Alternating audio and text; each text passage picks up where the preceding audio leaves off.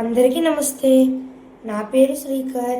ఈరోజు మనం ఒక బాధాకరమైన ఘటన గురించి మాట్లాడబోతున్నాం. అది పహల్గం ఘటన. ఏప్రిల్ 22న జరిగిన ఆ సంఘటన చాలామంది అమాయక ప్రజల ప్రాణాలను తీసింది. పాకిస్తాన్ నుంచి వచ్చిన ఉగ్రవాదులు అమాయక ప్రజలపై దాడి చేశారు. ఈ దాడిలో 28 మంది ప్రాణాలను కోల్పోయారు. ఇంకా 20 మంది తీవ్రంగా గాయాలు పాలయ్యారు. ఇది మన దేశ ప్రజలపై జరిగిన క్రూరమైన చర్య. ఇలాంటి ఘటనలు దేశం మొత్తాన్ని దుఃఖంలో ముంచేస్తున్నాయి. ఈ అమానుష చర్యకు పాక్ ప్రభుత్వమే పూర్తిగా బాధ్యత వహించాలి.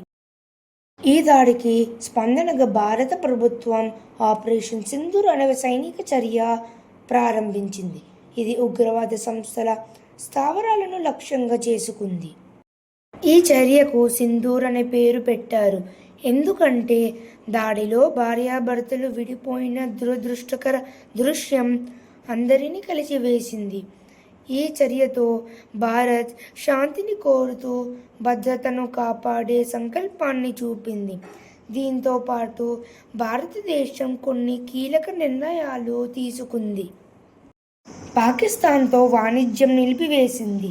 పాకిస్తాన్కు గల వీసాలను రద్దు చేసింది. భారతదేశ దౌత్యవేత్తలను వెనక్కి పిలిపించుకుంది.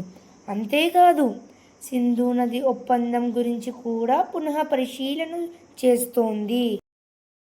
సింధు నది ఒక పెద్ద హిమాలయాల నుంచి ప్రవహిస్తుంది. ఇది పంజాబ్, కాశ్మీర్, పాకిస్తాన్ ప్రాంతాలలో వెళ్తుంది. 1960లో భారతదేశం, పాకిస్తాన్ మధ్య సింధు జల ఒప్పందం కుదిరింది. భారతదేశం ఇప్పుడు ఈ ఒప్పందంపై మళ్ళీ ఆలోచిస్తుంది. ఎందుకంటే నీరు కూడా ఒక బలమైన ఆయుధంలా మారచ్చు. నిన్న అర్ధరాత్రి సమయంలో భారతదేశం పాకిస్తాన్లోకి ఉగ్రవాది కేంద్రాలపై బాంబులు దాడి చేసింది. ఈ దాడిని చాలా రహస్యంగా నిర్వహించారు. ఇది పాకిస్తాన్లోని ఉగ్ర శిబిరాలపై లక్ష్యంగా ఉండింది.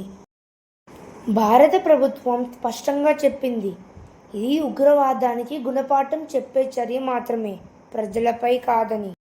ఈ దాడిలో ఉగ్రవాద సంస్థలు బలహీనమయ్యాయని వార్తలు వచ్చాయి. మన దేశం శాంతిని కోరుతుంది, కానీ అవసరమైతే ధైర్యంగా దాడి చేయగలదని కూడా చూపించింది. దేశ భద్రత కోసం తీసుకున్న ప్రతి అడుగు మనకు గర్వకారణం.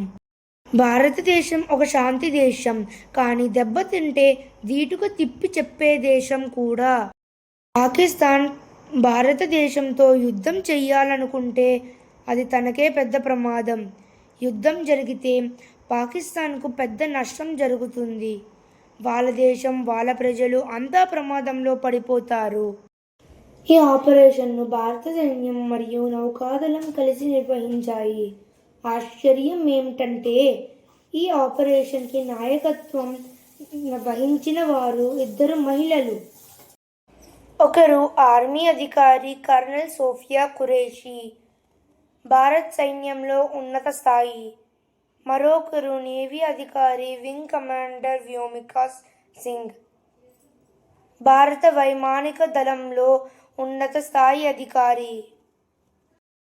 ఈ మహిళా అధికారుల నాయకత్వం భారతదేశంలోని మహిళా శక్తిని, ధైర్యాన్ని మరియు దేశభక్తిని ప్రతిబింబిస్తుంది. ఈ ఆపరేషన్ను భారత ప్రభుత్వం 2 గొప్ప మహిళా అధికారులకు అప్పగించింది. ఎందుకంటే ఇది మన దేశంలో మహిళల స్థానాన్ని, శక్తిని ప్రపంచానికి చూపించాలన్న సంకేతం. అవును, మన భారతదేశంలో మహిళలు బలమైన నాయకులుగా ఎదుగుతున్నారు. సైన్యంలోనూ, నౌకాదళంలోనూ, ఎయిర్ ఫోర్స్లోనూ వారు దేశాన్ని రక్షిస్తున్నారు. ఇది గర్వకారణం, ప్రేరణ. జై భారత్ మహిళల శక్తి.